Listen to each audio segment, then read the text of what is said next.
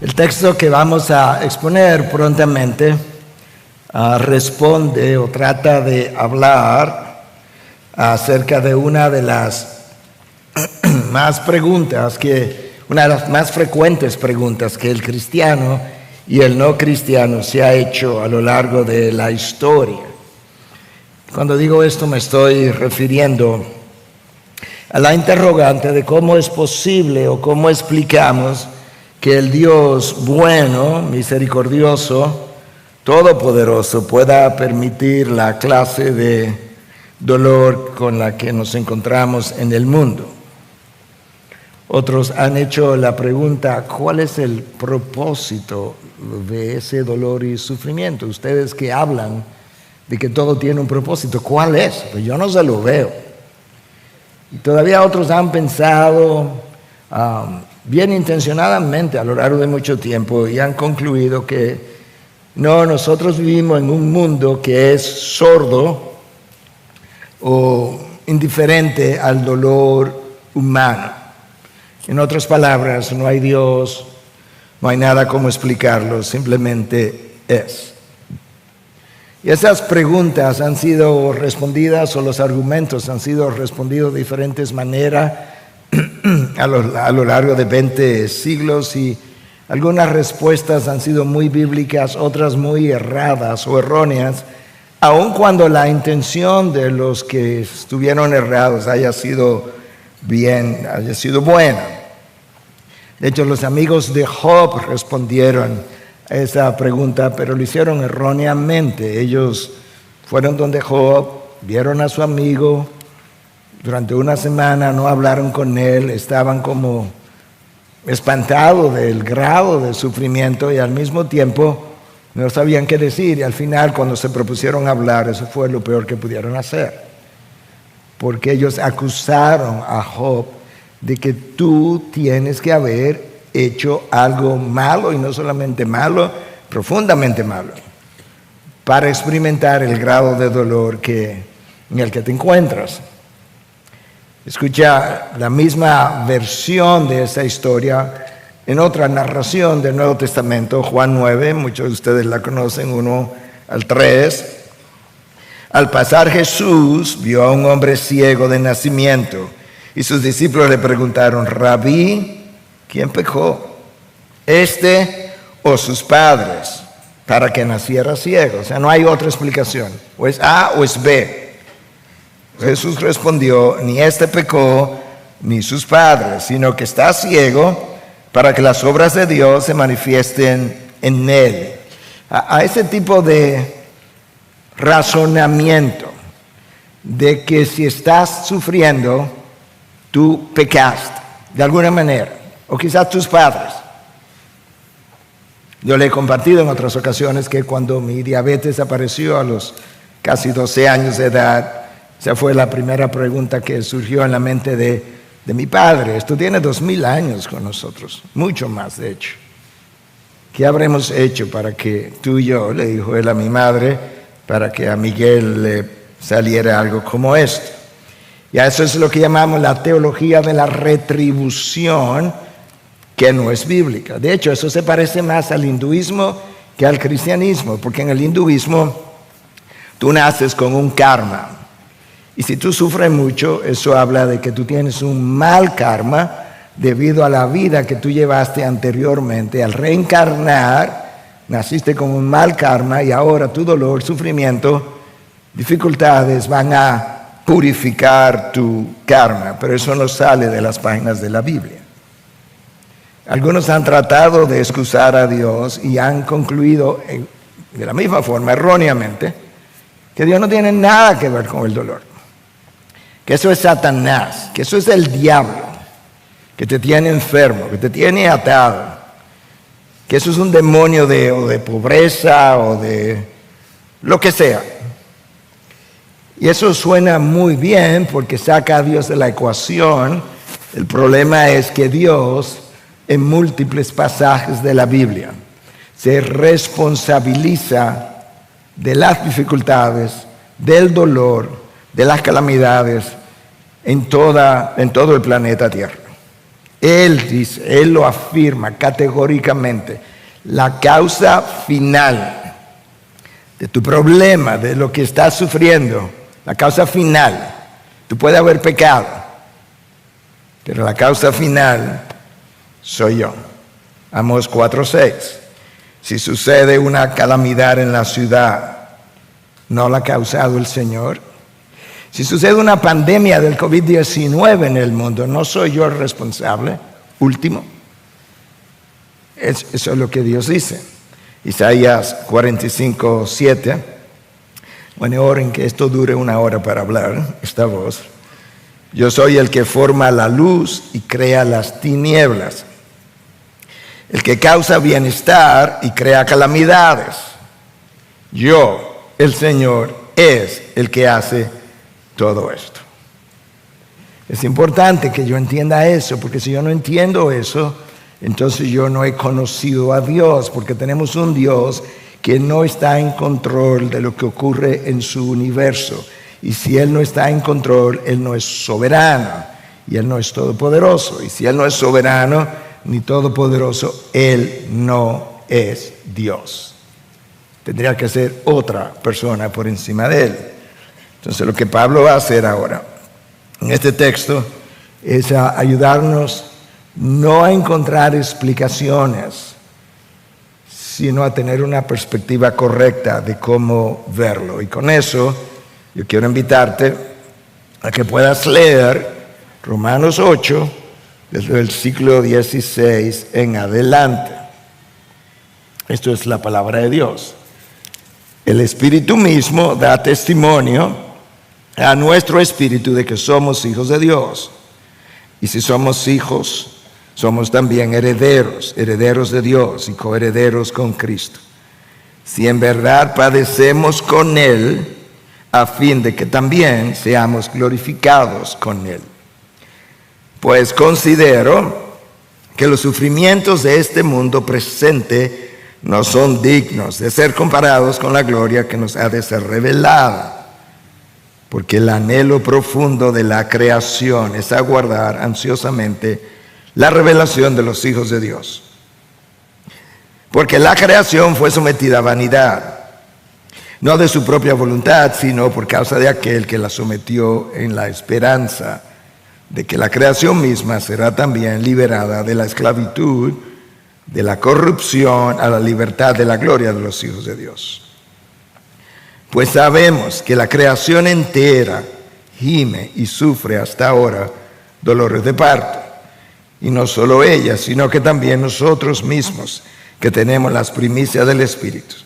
Aún nosotros mismos gemimos en nuestro interior, aguardando ansiosamente la adopción como hijos, la redención de nuestros cuerpos. Porque en esperanza hemos sido salvados, pero la esperanza que se ve no es esperanza. Pues, ¿por qué esperar lo que uno ve? Pero si esperamos lo que no vemos, con paciencia lo aguardamos. Bueno, como yo mencioné, Pablo en este texto básicamente da una respuesta parcial a la existencia del dolor y el sufrimiento. Pero antes de eso, él quiere que entendamos los privilegiados que nosotros somos como hijos de Dios. Y eso solo, si yo no lo entiendo, nos va a llevar a conclusiones igualmente erradas. Algunos de ustedes han leído, conocen la historia de Matthew Henry, una de sus historias. Matthew Henry es el autor de ese comentario muy famoso que lleva su nombre. En una ocasión él fue asaltado. Eso es una de las dificultades de este mundo. Y él llegó a la casa, pausó y oró. Y eso fue lo que él dijo: Señor, ayúdame a estar agradecido. Primero, porque nunca antes había sido robado.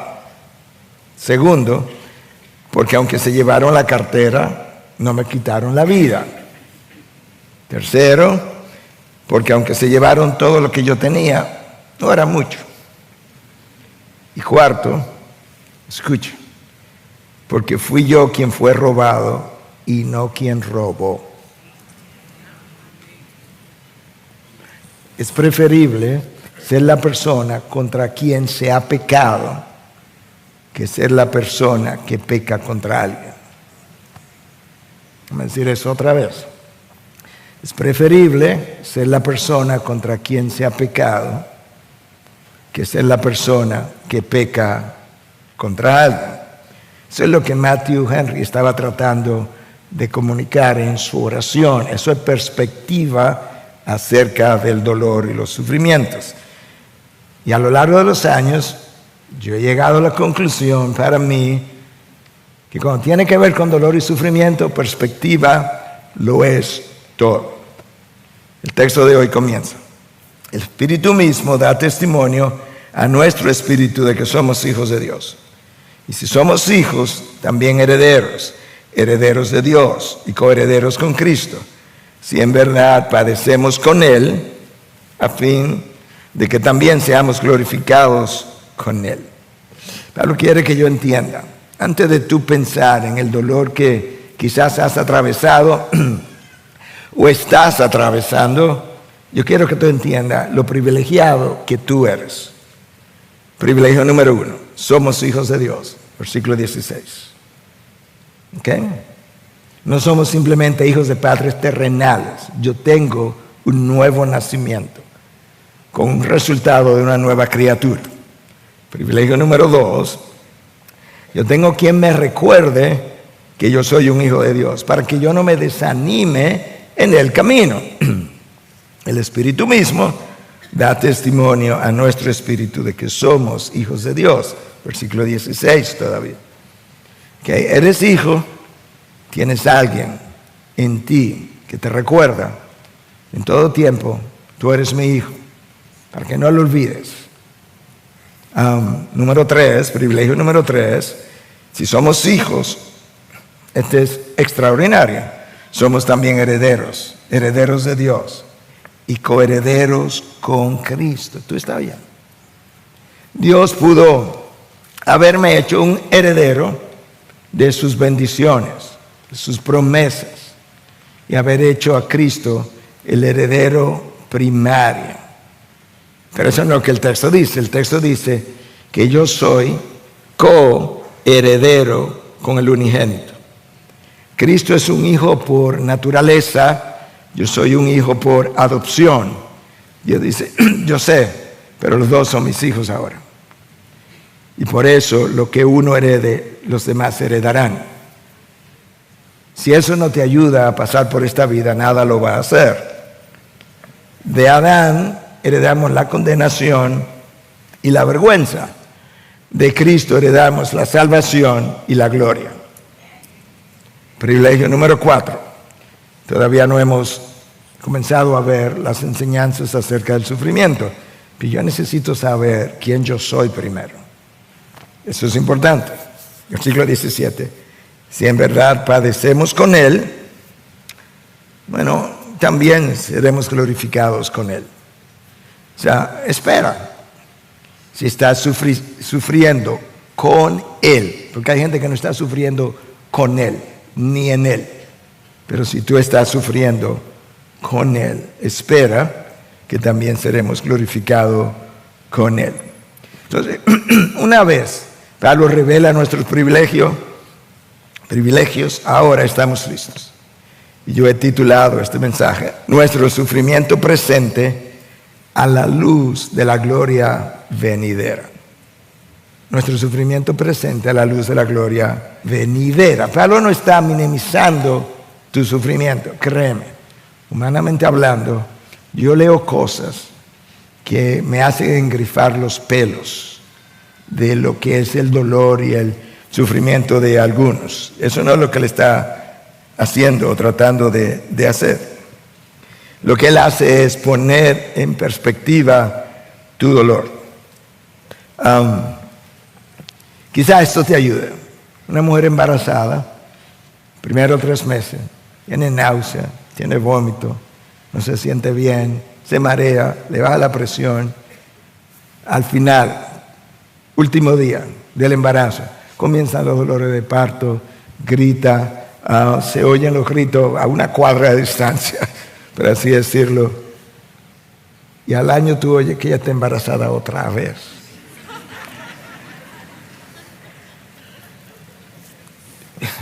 Eso como que no es lógico, ¿verdad? Para nada. El problema es, la realidad es que a la luz de la, vamos a llamarle gloria, gozo mejor, de lo que vendría, ella soportó el dolor. Y no solamente que lo soportó, voluntariamente se ofreció para pasar por lo mismo 2, 3, 4, 5, hasta 15 veces yo he oído de mujeres que tú dices, pero son masoquistas. No, hay un gozo puesto delante de ellas que supera el dolor. Entonces ahora lo que el apóstol Pablo está haciendo, ayudándonos a ver cómo yo atravieso por esta vida. Enseñanza número 1. Dimos los privilegios, lo dejamos atrás momentáneamente. Enseñanza número 1. La visión que tú tengas del reino venidero determina el peso que tú le atribuyes al sufrimiento en el presente. La visión que tú tengas de ese reino futuro determina el peso que tú le atribuyes al sufrimiento en este reino presente. Dicho de otra forma, mientras más valoro lo que he de recibir de aquel lado de la eternidad, menos importancia le concedo a las dificultades de este lado de la gloria. Escucha Pablo, ¿cómo él lo dice? Pues considero que los sufrimientos de este tiempo presente no son dignos de ser comparados con la gloria que nos ha de ser revelada. Cuando Pablo dice considero, nota que comenzó con un pues.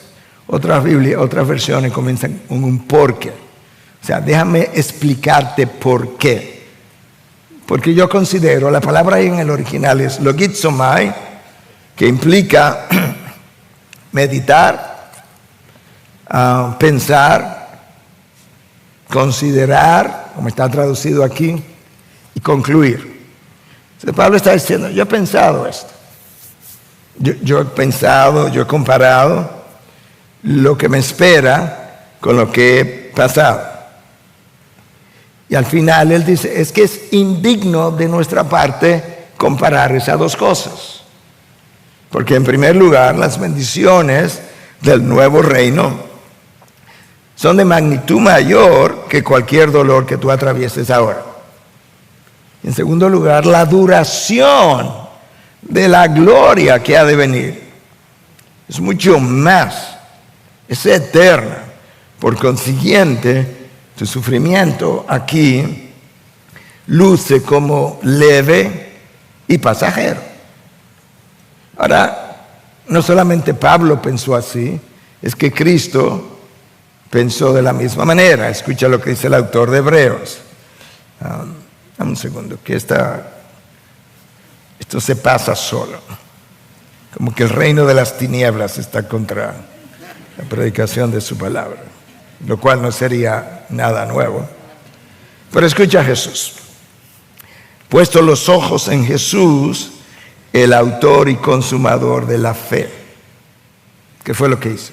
Quien, por el gozo puesto delante de él, esa es la razón, soportó la cruz, despreció la vergüenza y luego se sentó a la diestra del trono de Dios. ¿Y cómo fue? Que cuando Cristo fue a la cruz, él no solamente vio la cruz que tenía delante, él vio detrás de la cruz y vio el gozo que estaba delante, y él dijo, yo puedo pasar por la cruz, yo puedo soportar la vergüenza. Esto es lo que Pablo hace. Aquellos de ustedes que siguieron la transmisión por su causa, en el día 1, la primera sesión, yo hablé de lo que implica la palabra digno, que tenía que ver con, en el lenguaje, en el griego clásico, con equilibrar una balanza perfectamente. Entonces Pablo pone de un lado de la balanza enfermedades, pérdidas de seres queridos, pérdida de trabajo, el dolor de padres que tienen hijos rebeldes, que lo ven sufriendo las consecuencias de su pecado, el dolor de padres que quieren tener hijos y no han podido, las hambrunas, los desastres naturales y todo lo demás. A eso Pablo le llama los sufrimientos de este tiempo presente. Están aquí.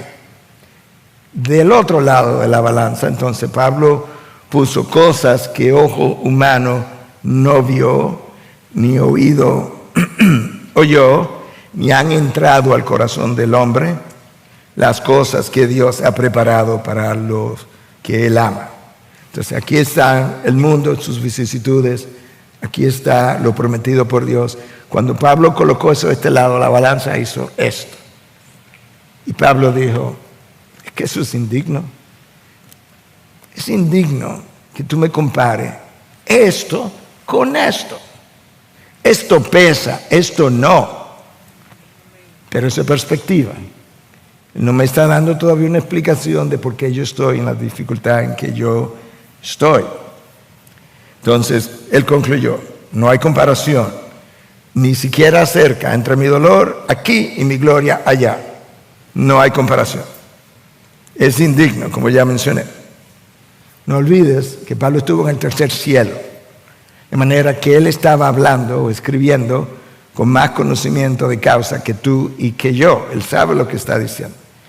Esa es la razón por la que él escribe a los Corintios en su primera carta, y en 4:17 dice, pues esta aflicción leve y pasajera, ¿cuál, Pablo? La que tú estás atravesando, nos produce un eterno peso de gloria que sobrepasa toda comparación. Ahí está.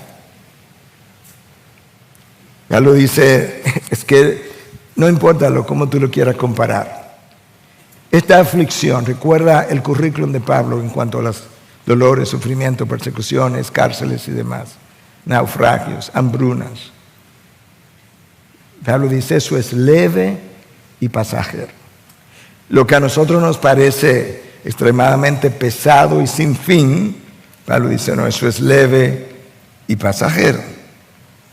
De manera, hermanos, que tú y yo necesitamos cambiar la perspectiva que tenemos con relación al dolor. Y más que entender la causa del dolor, que confíes en el Dios que controla el dolor, el sufrimiento, las dificultades, las llamas, las tormentas emocionales, espirituales y las físicas. Ciertamente, cuando Dios maldijo el planeta, literalmente él dijo, maldita será la tierra por tu causa, le dijo a Adán y a Eva. Y aquí padecemos esa maldición, pero Dios usa esa maldición para bendición. Tú me vas a decir, no entiendo. Mira la cruz. Maldito es todo el que muere en un madero. Esa maldición fue usada para bendición. Hermano, yo no sé si lo has leído, si lo has visto en tu vida. El camino a la gloria está minado con experiencia de dolor y sufrimiento. No al azar, diseñadas por el Dios que te ama infinitamente para ir creando a través de ella la imagen de Cristo en ti. Eso fue lo que Adán dañó. Y eso es exactamente lo que Cristo vino a redimir. Tenemos que ir en dirección opuesta a lo que Adán hizo. Dios le prometió al pueblo hebreo que lo iba a sacar a libertad, lo sacó al desierto, pero que lo iba a llevar a una tierra prometida donde abundaba leche y miel. Lo que el pueblo no sabía era que el camino entre la esclavitud y la tierra de abundancia era el desierto. Dios te hizo una promesa de que te va a llevar a una gloria, a la gloria prometida.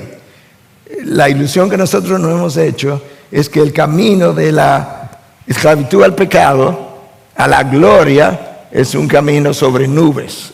No, es un camino como el desierto de los judíos. ¿Tú recuerdas lo que pasó con los judíos en el desierto? Por 40 años se quejaron. Y yo no sé si tú tienes si pudieras tener una grabadora de los años que has vivido, cuántos de esos años tú te has estado, o quizás yo también, quejando. Y Dios está diciendo, no te quejes, porque el diseño de ir de la esclavitud del pecado a la gloria es exactamente por donde estás transitando. Ahora, en medio de eso, en ese desierto, tú recuerdas que hubo serpientes venenosas que mordieron a algunos de los judíos, de hecho a muchos, y murieron. Tú recuerdas cómo ellos fueron sanados, aquellos que no llegaron a morir. Bueno, Moisés levantó una serpiente de bronce en el desierto, haciendo alusión a la cruz de Cristo. Y Cristo dijo, de la misma manera que la serpiente de bronce fue levantada en el desierto, el Hijo del Hombre será levantado. Entonces ellos miraron la serpiente de bronce y sanaron. De esa misma forma, cuando la serpiente del pecado te muerda, tú sabes dónde tienes que mirar. O quizás peor aún, algunos en el camino a la gloria experimentan un dolor que lo experimentan tan intenso que quieren anestesiarlo. Y para anestesiarlo incurren en conductas pecaminosas de placer. Y Dios te dice, cuando haces eso, lo único que estás haciendo es empeorando tu condición. Pero si todavía tienes arrepentimiento, tú tienes una cruz donde tú puedes mirar, pedir perdón, encontrar perdón, pararte y seguir caminando hacia la gloria. Los autores del libro Suffering and the Goodness of God escribieron lo siguiente: contrario a los judíos que querían poder, con el perdón de los autores yo diría, no, los judíos querían señales, los romanos querían poder y los griegos querían sabiduría. Y el Evangelio de Jesús enfatiza, subraya la palabra enfatiza el favor de Dios manifestado a través de la debilidad, la humillación y aún la muerte. El sufrimiento, lejos de ser una marca de rechazo, es más bien una marca de su favor y de bendición. Piensa por un momento. El mayor pecado que jamás se haya cometido en la humanidad y que se va a cometer fue la crucifixión de Cristo. La misma crucifixión que fue el mayor pecado es la mayor bendición que tú jamás vas a encontrar en este mundo. De manera que recuerdas lo que piensas acerca de tu dolor y el sufrimiento en este mundo depende completamente, subraya la palabra completamente, de si tú lo ves a la luz del lente humano o del lente de Dios. Esas dos cosas lucen completamente diferentes. Recuerda que siempre te he dicho, hay dos lecturas, incluyendo de esto que está ocurriendo hoy en este lugar. Lo que nosotros vemos y lo que Dios ve. Lo que nosotros hacemos y lo que Dios está haciendo. Enseñanza número 2. La creación misma no disfruta de las condiciones que originalmente tuvo debido al pecado de Adán. Mira cómo Pablo lo explica. Porque el anhelo profundo de la creación, Pablo personifica la creación ahora, como si fuera una persona. El anhelo profundo de la creación es aguardar ansiosamente la revelación de los hijos de Dios. Porque la creación fue sometida a vanidad, no de su propia voluntad, sino por causa de aquel que la sometió en la esperanza. Como Pablo está diciendo, mira, la creación sufrió el resultado de la caída. personificándola, ella tampoco está disfrutando su potencial completo. El planeta fue maldito y ella sufre los efectos. Entonces ahora la creación anhela su liberación final, incluyendo la liberación de los hijos de Dios. Pero yo creo, piensa por un momento, que cuando Satanás vea de dónde él cayó y vea de dónde él nos levantó y hasta dónde nos llevó, yo creo que él va a quedar atónito. Nosotros estamos destituidos de la gloria de Dios, o fuimos destituidos, llegaremos a ser investidos con la misma gloria. Por otro lado, Pablo dice que la creación fue sometida a vanidad. La palabra ahí vanidad es vacía, sin propósito, sin sentido. Eso es como le luce a los ateos. Este mundo, la gente sufre, la gente nace, crece, se reproduce, muere, sufre y luego muere. No tiene sentido. Pablo dice, así, vista así, la creación perdió su propósito, perdió su bonanza absoluta, perdió las condiciones ideales. Bueno, la palabra traducida ahí como vanidad en el original, en el griego, es matoites. Y esa palabra es usada en el Nuevo Testamento varias veces. Describe algo, escucha, que no tiene ni el estándar, ni la calidad, ni el propósito para la cual fue creada. Esta creación, como tú la ves, no tiene el estándar, no tiene la calidad, tampoco tiene el propósito para la cual fue creada. Génesis 3 hizo la diferencia. Ahora Pablo nos deja claro que eso no se debe a una imperfección de la creación, sino que aquel, con A mayúscula, Dios, Él la sometió a vanidad, a esas condiciones de deterioro, como tú y yo la estamos viviendo. Porque cuando Él maldijo a la serpiente y juzgó a Adán y Eva, al mismo tiempo, Él maldijo la tierra. De manera que este planeta permanece hasta el día de hoy en las condiciones caídas y de dolor y sufrimiento, porque el autor de la creación lo hizo. Perdió el propósito, perdió el sentido original para el cual Dios la trajo a existencia. Imagínatelo de esta manera.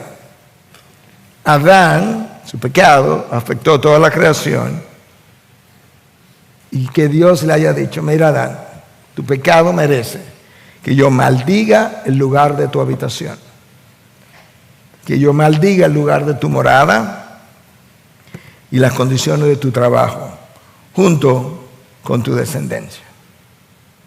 Nosotros no tenemos idea de lo que Adán hizo. Nosotros no tenemos idea de la severidad de lo que es el pecado. Nosotros no tenemos idea de lo que una mordida de una fruta significó para el resto de la creación. Ahora en el versículo 20, que ya lo leí, al final, Pablo con una palabra nos deja ver que el que la sometió a vanidad no pensaba dejarla así, porque dice que él la sometió a vanidad en esperanza. ¡Wow! ¿Qué se quiere decir, pastor? Bueno, enseñanza número 3 entonces. Si la caída de Adán tuvo un efecto sobre toda la creación, la obra de Cristo tendrá igualmente un efecto redentor en todo el cosmos. Literalmente hablando, versículos 21 y 22. La creación misma será también liberada de la esclavitud de la corrupción a la libertad de la gloria de los hijos de Dios. Pues sabemos que la creación entera gime y sufre hasta ahora dolores de parto. Entonces ahora, ¿cómo es que está? Bajo esclavitud. Bajo la esclavitud de la maldición que Dios pronunció. La esclavitud de la corrupción, dice el texto de Pablo. Pero la gloria que los hijos de Dios van a disfrutar, versículo 20, 21, es esa gloria que va a visitar la creación. Nosotros no somos los únicos que nos llenaremos de gloria. La tierra será llena de su gloria. De manera que a la hora que tú y yo nos levantemos de los sepulcros y seremos glorificados, alrededor de ese tiempo Dios pretende traer la creación a redención. Y cuando nosotros hablamos de tierra nueva, cielos nuevos, todo el mundo piensa Apocalipsis 21. No. Isaías, 750 años antes de Cristo, profetizó lo que Juan escribe en Apocalipsis. Isaías 65, 17 y 18. Pues he aquí, yo creo, cielos nuevos y una tierra nueva. Y no serán recordadas las cosas primeras, ni vendrán a la memoria. Pero gozaos y regocijaos para siempre en lo que yo voy a crear. O sea, lo vamos a hacer nuevo esto. Pues ya yo creé, sí, pero yo lo voy a hacer otra vez. Porque aquí voy a crear a Jerusalén para regocijo y a su pueblo para júbilo. Mientras tanto, versículo 22, Pablo dice que la creación entera gime con dolores de parto. Yo creo que Pablo no pudo haber encontrado una mejor ilustración. Hablamos de los dolores de parto tempranamente, pero tú sabes cuándo ellos terminan, ¿verdad? Cuando el niño sale. Bueno, cuando el niño que ya no es niño, el que una vez fue niño, que estuvo en un pesebre, en Belén, cuando él salga a la luz y todo ojo le vea, en ese momento vendrán cielos nuevos y tierra nueva. Toda la creación será redimida junto con nuestros cuerpos. Ten por seguro que Cristo regresará y que ya no habrá maldad. Ten por seguro eso. El cielo y la tierra pasarán antes que sus palabras puedan pasar. Enseñanza número 4. Si gime la creación no humana, con más razón gemimos nosotros. Pero gemimos con esperanza. Escucha, versículo 23. Y no solo ella, no solo la creación, sino que también nosotros mismos, que tenemos las primicias del Espíritu, aún nosotros mismos gemimos en nuestro interior, aguardando ansiosamente la adopción como hijos, la redención de nuestro cuerpo. Ese es el completivo. Ya somos adoptados como hijos, sí, pero que me voy a morir, mi cuerpo se queda aquí, mi alma se va allá arriba. Pablo dice, no, espérate, nosotros aguardamos ansiosamente. Eso no implica nerviosamente, eso implica con expectativa. Wow, ¿cuándo será que Cristo venga pronto? ¿Y cuándo que viene Cristo? La adopción como hijos. ¿Cómo? ¿Cuándo? Escucha, la redención de nuestros cuerpos. Cuando los cuerpos se levanten de los sepulcros, nosotros ansiamos esos. Mientras tanto, gemimos. O sea que Pablo no está minimizando tu dolor, hermano o hermana.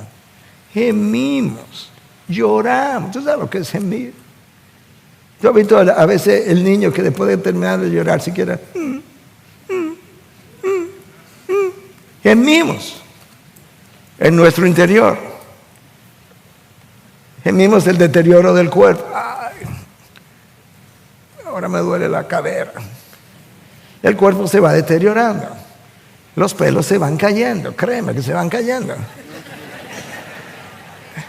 El pelo va perdiendo su color. Gemimos físicamente, gemimos emocionalmente. A veces pecamos y nos duele. ¿Cómo va a ser que yo haya hecho tal cosa? Gemimos espiritualmente. Otras veces gemimos cuando somos heridos, mentidos, decepcionados, engañados, traicionados. Hermano, no es fácil nada de esto. A veces nos duele el pecado que el otro cometió contra nosotros. A veces vemos niños violados y nos duele el dolor alrededor de nosotros. O sea, es horrible todo esto. El sufrimiento presente tiene dimensiones cósmicas. Sufre la creación, sufrimos nosotros y sufre el espíritu. ¿Tú puedes creer eso? Claro que no sufre igual que nosotros, pero él gime, lo vamos a ver en un momento, hasta que finalmente se haya completado nuestra adopción. Cuando finalmente el cuerpo se levante y yo sea glorificado con Cristo, terminó todo, no más lágrimas, no más muerte, no más dolor. Nos quedan más enseñanzas, no te vayas. Enseñanza número 5. La única forma de esperar la gloria venidera sin desmayar es cultivando la esperanza en las promesas de Dios, uno, y ejercitando la paciencia por medio de la llenura del Espíritu. Donde yo veo eso, versículo 24.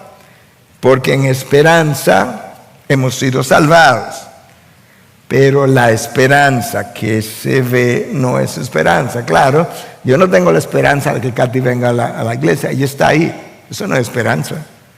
La esperanza que se ve no es esperanza, pues, ¿por qué esperar lo que uno ve? Pero si esperamos lo que no vemos, con paciencia lo aguardamos. La esperanza mencionada en el versículo 24, la paciencia mencionada en el versículo 25. Yo necesito las dos cosas. Esperanza, la palabra es elpis, implica un deseo de algo que tú esperas en tiempo futuro, con la expectativa de obtenerlo. Sí, pero esa no es la esperanza de que la Biblia está hablando. Escucha otra vez. Esperanza, yo voy a ir a Europa el año que viene. ¿Estás seguro? Bueno, yo tengo la esperanza. Bueno, tengo una expectativa, pero eso no es como la Biblia habla de esperanza.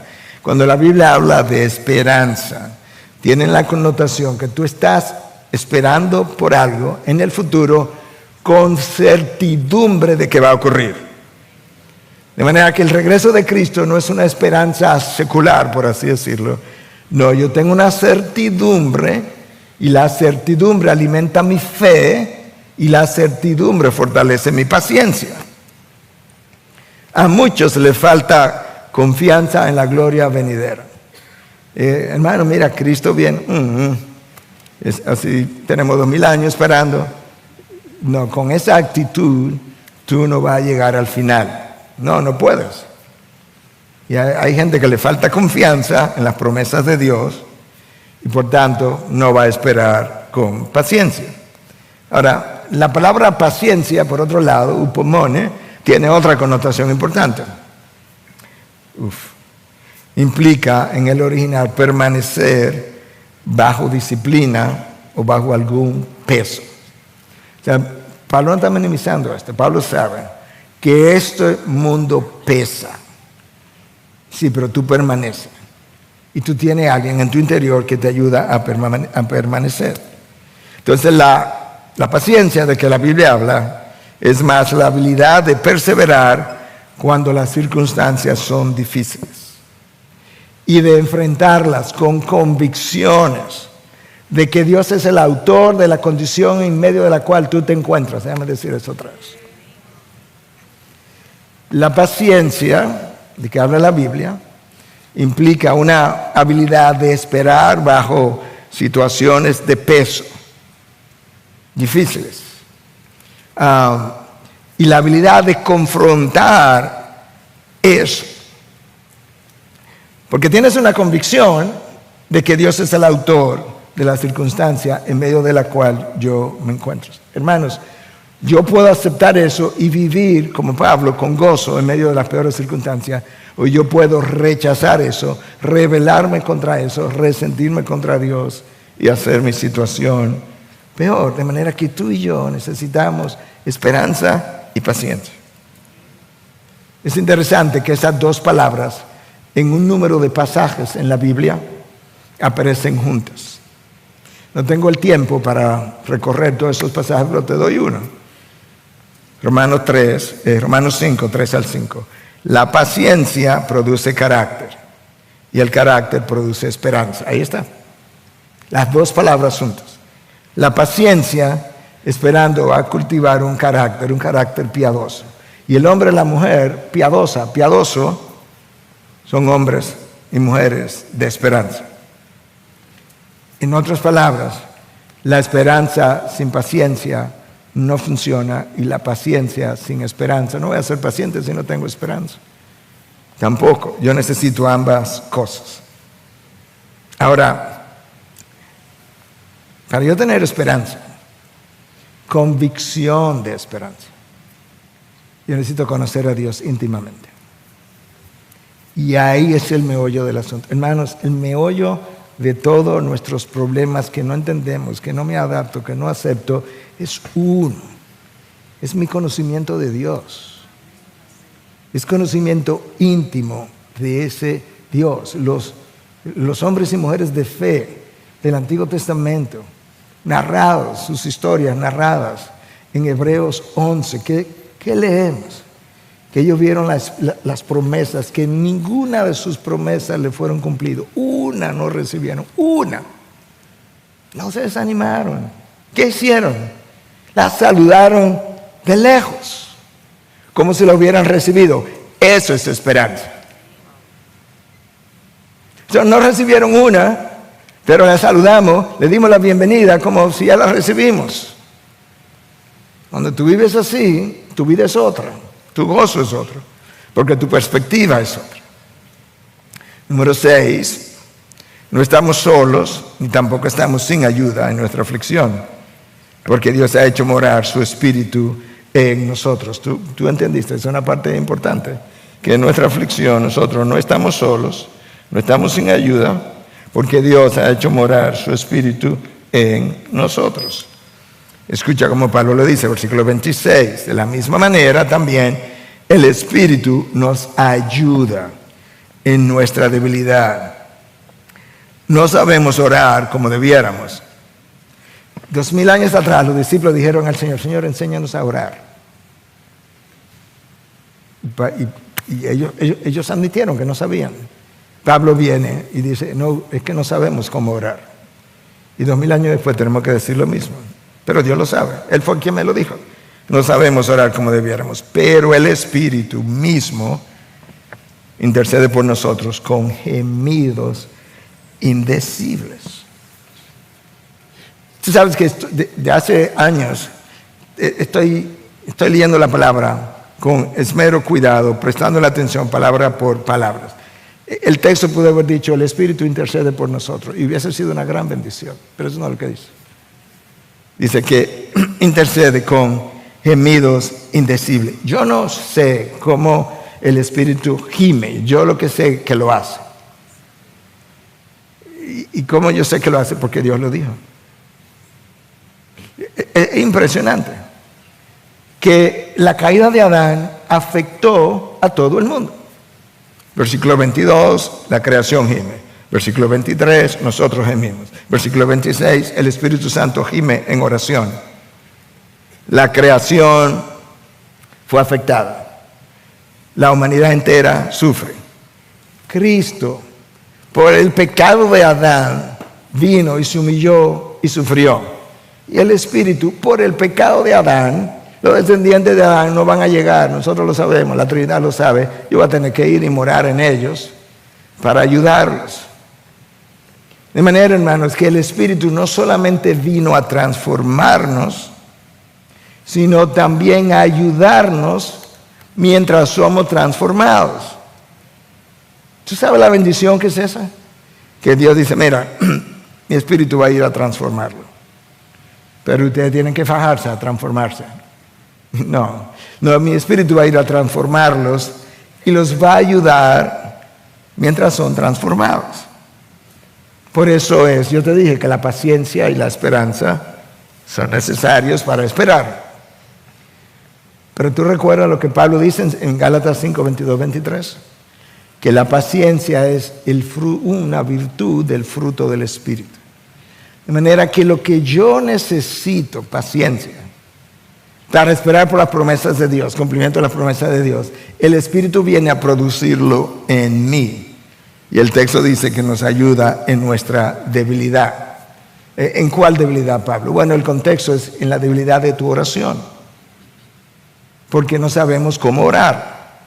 Somos débiles en la oración porque no oramos lo suficiente, porque no tenemos la fe suficiente, porque no conocemos a Dios como el suficiente, ni lo conocemos a Él lo suficiente.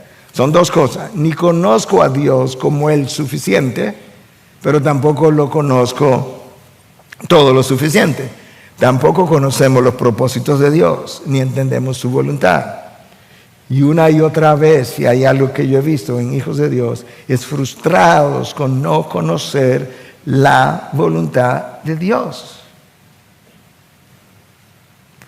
Es que es imposible. Es que tú conoces lo que dice la palabra, lo profundo de la voluntad de Dios.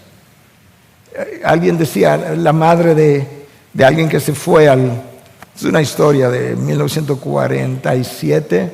Este joven misionero se iba a ir al campo de misión y le escribió a su madre. Volaba ese día en los aviones que tenían. Le escribió una carta a su madre, encontró una revista en el aeropuerto, arrancó la página y esa revista tenía una página casi en blanco que en el medio decía why, ¿por qué? Y en esa página él le escribió una carta de despedida y la envió desde el aeropuerto. Había un buzón, compró en un lugar ahí estampillas de correo, sellos de correo, y le envió. Y él salió, despegó el avión y se estrelló en Colombia, creo. Y la mamá, 2 días después de su muerte, ya tenía la noticia, recibe la carta. Cuando abre la página, lo primero que le aparece, why, ¿por qué? Pero ella dice que ella encontró tranquilidad al pensar que la sabiduría de Dios es lo suficientemente profunda para que un elefante nade en ella. Pero es lo suficientemente amplia para que todos sus hijos puedan nadar y confiar en ella. Pero no sabemos cómo orar. Y Dios dice, no, yo lo sé. Ni tenemos deseo de orar. Y Cristo dijo, no, yo sé, yo se lo dije ya horas antes de yo morir. Me le dije, velad y orad para que no entren en tentación. Enseñanza número 7 y última. El Espíritu nos ayuda en nuestras debilidades. Oye, ¿cómo? Para ayudarnos a conformarnos a la voluntad de Dios. Nos ayuda en la debilidad de la oración, pero eso no es lo único que yo necesito. Nosotros tenemos problemas graves.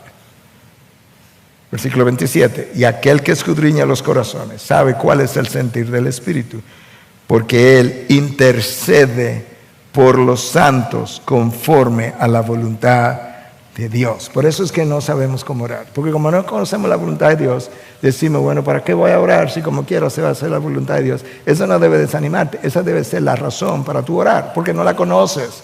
Entonces, ¿para qué voy a orar? Para que el Espíritu que mora en ti te conforme de manera que puedas entrar en la voluntad de Dios y en los propósitos de Dios.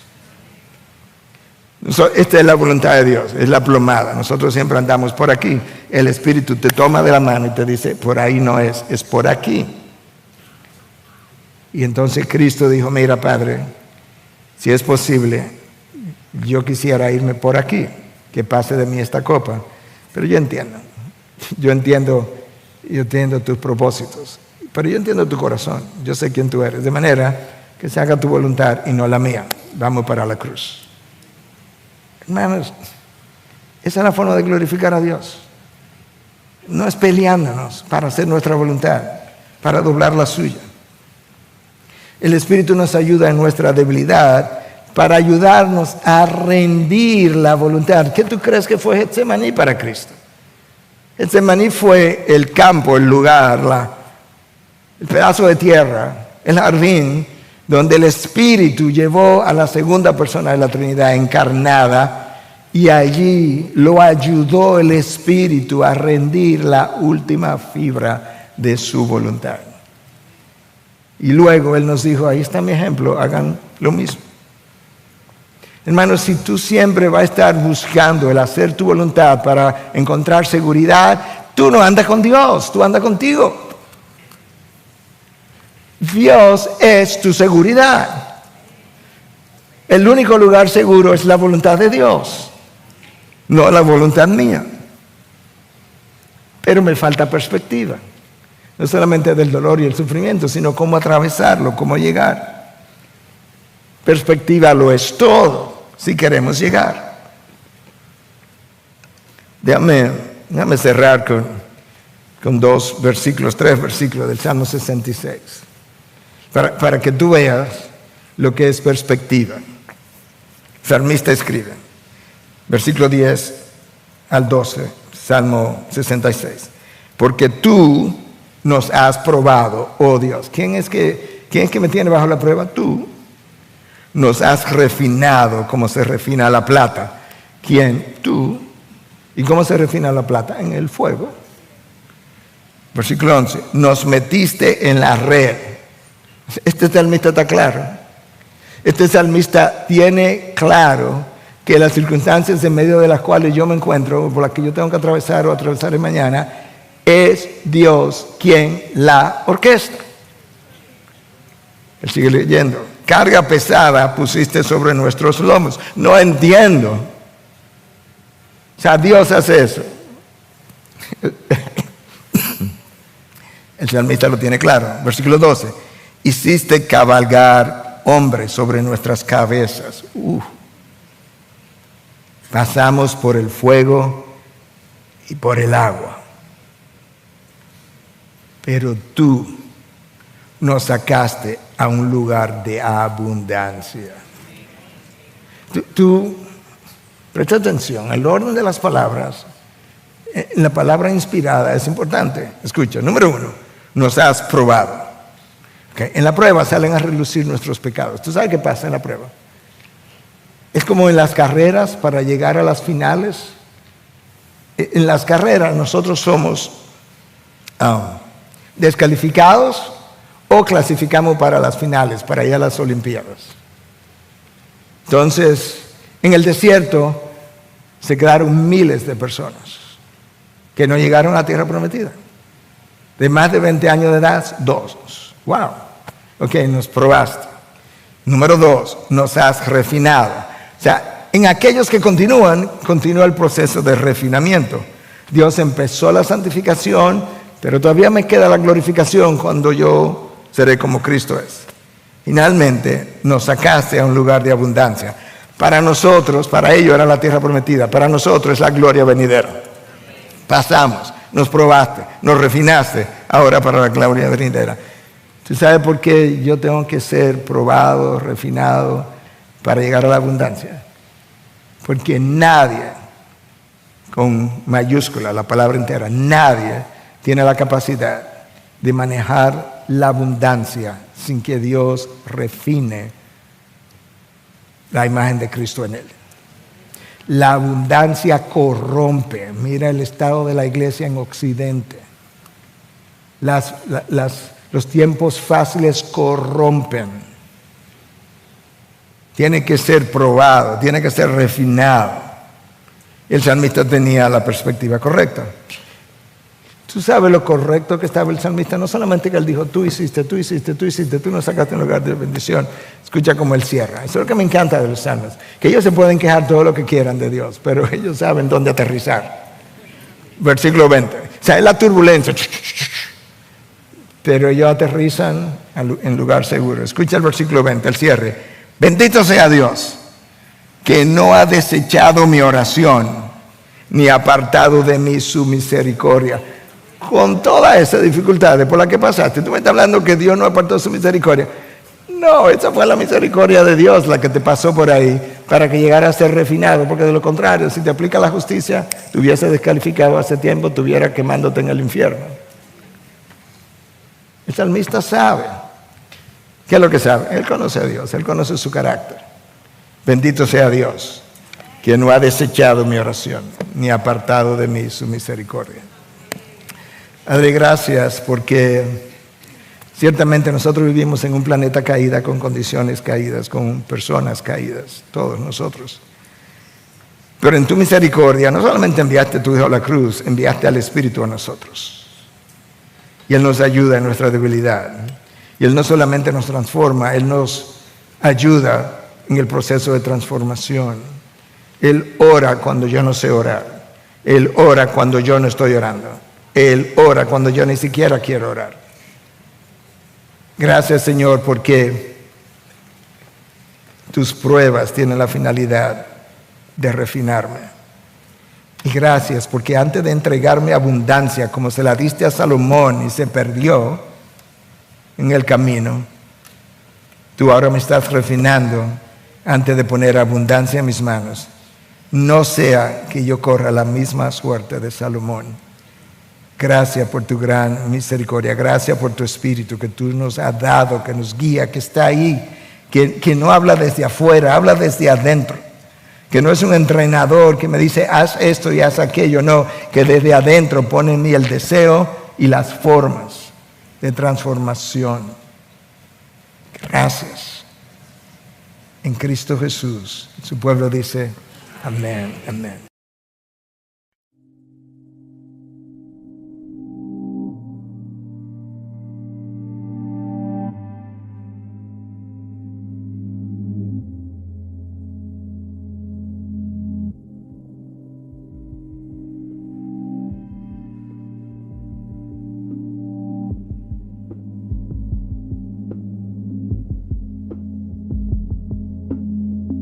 I sent my name into the void.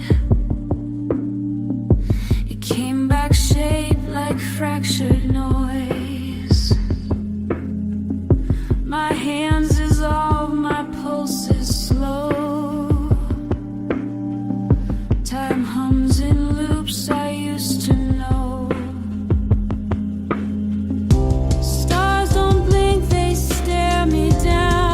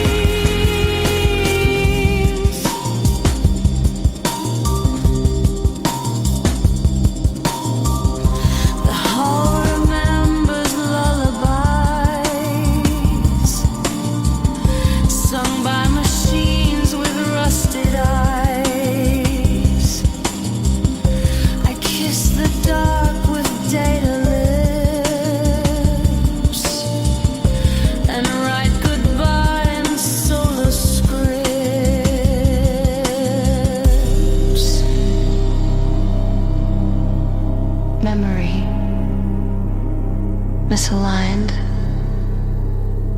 Orbit failed. Transmission ends. I remain.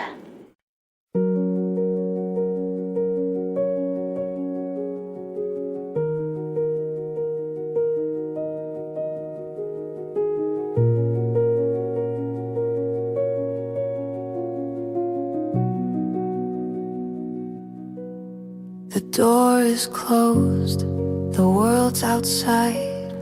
We breathe in whispers, we never hide. The air remembers what we've been. In the room we don't exist in. No clocks, no names, no rules to break. Just hearts pretending they're awake. If love's a crime, we serve it here in silence, safe and crystal clear. In the room we don't exist in, we're alive, though the world can't listen.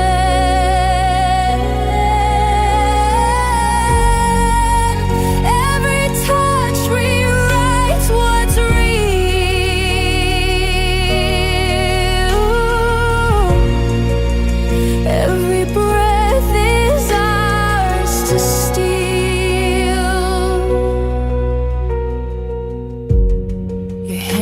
is light, but heavy too. The truth dissolves when I'm with you. The walls have seen but never speak. Our love's a storm that feels so meek. We fade before the morning's thin. The world forgets where we have been.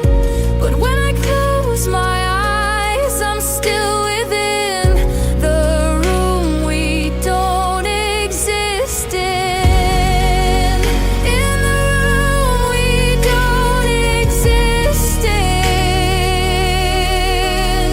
We're alive, though the world can't listen.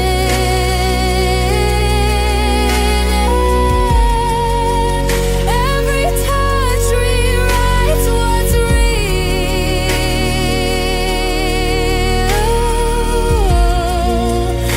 Every breath is ours to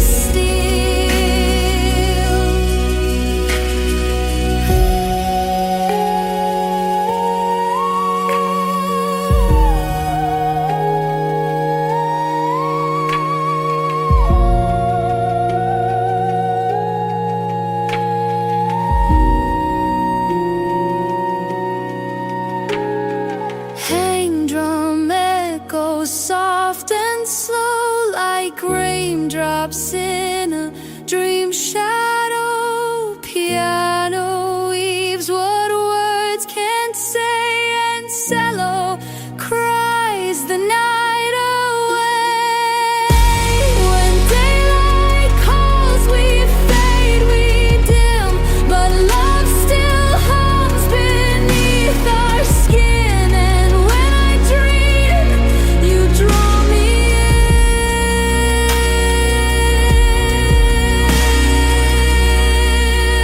into the room we don't exist in.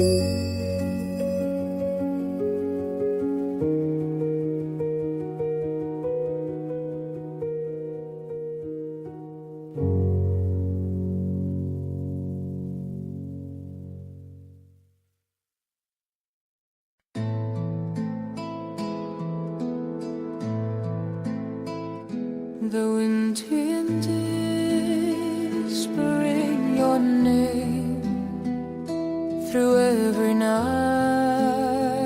It sounds the same, 1,000 miles, yet I can hear your voice that calms my every fear.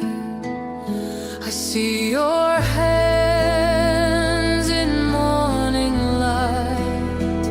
They held my dreams, they shaped my life. The world is cold, but I still find your lullaby within my mind.